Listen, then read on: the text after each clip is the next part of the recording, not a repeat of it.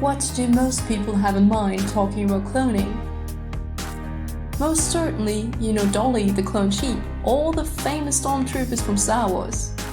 In this understanding, cloning is a duplication of the exact same organism, creating genetically identical twins. However, talking to a biochemist, there might be some misunderstanding. So what does a biochemist actually mean by DNA cloning?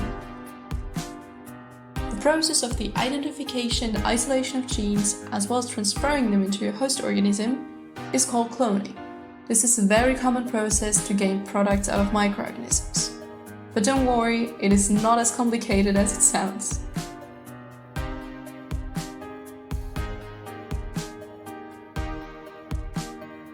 The first step is the identification of a gene of interest. Then, the DNA sequence is duplicated and isolated through a PCR, as we explained in the previous PCR video. To transfer our gene to the new host organism, we need a carrier, the plasmid. The plasmid is a DNA ring that bacteria use to transfer genes between each other. This way, they can share new abilities like resistance against antibiotics, heat, or other dangers. Bacteria just take care of each other and share their superpowers. Scientists can now make use of this process to insert genes into the plasmids in the lab and use them as a shuttle into the bacterium. This is done by cutting our gene and the plasmid in a way that allows them to stick together perfectly like puzzle pieces. All of this is possible due to special enzymes. So there you go, our gene is ready to be inserted. What happens next? The following step is called transformation. Hereby, the plasmid is transferred into our bacterium. However, for taking up external plasmid DNA, we need to adjust the environment for the bacterium.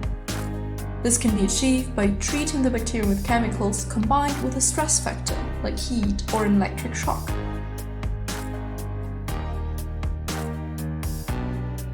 In this stage, the bacterium is more permeable and allows the external plasmid to pass through the cell wall.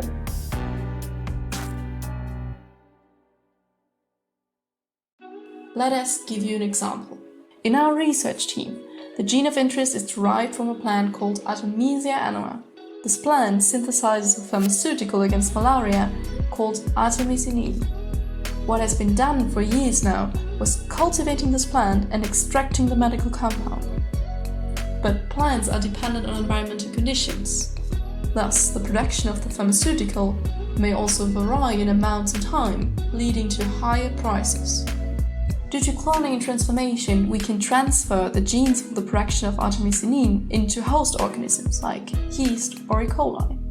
Those host organisms are much easier to cultivate and, in theory, provide a higher concentration of the pharmaceutical for a much lower price.